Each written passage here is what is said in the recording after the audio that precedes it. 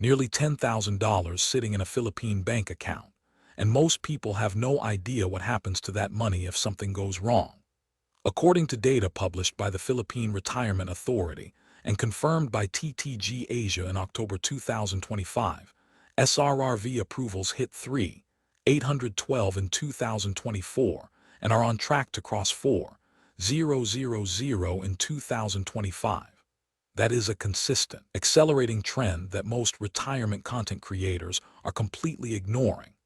By the end of this video, you will know exactly how to apply for the Philippines Special Resident Retirees Visa in 2026, including the exact deposit amounts required under the two remaining categories, the hidden costs the PRA website does not spell out, and the one financial risk that almost every applicant overlooks before they wire their money. This video is for anyone seriously considering retiring in Southeast Asia, whether you are 50 years old and ready to go now, or 35 and already planning ahead.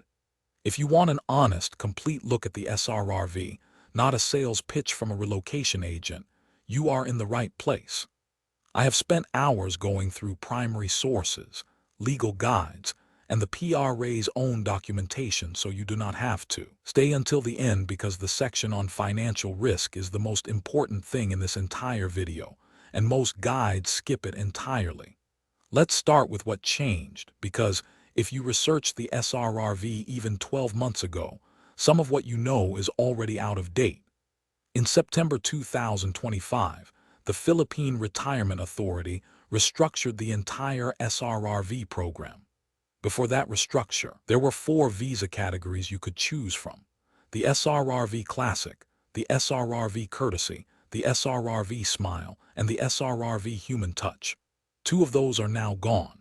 The SRRV Smile and the SRRV Human Touch have both been abolished for new applicants. If you read a guide that still lists 4 categories, that guide is outdated and you should stop reading it immediately. Today, in 2026, there are exactly 2 SRRV options available to new applicants: SRRV Classic and SRRV Courtesy. Everything else is off the table. Think of the restructure like a restaurant cutting its menu in half. Less choice, but the options that remain are cleaner and better defined. The PRA made this move to streamline the program, and it actually makes the decision easier for most people. You just need to know which of the 2 categories fits your situation. So let me walk you through both of them. SRRV Classic is the main option for most people watching this.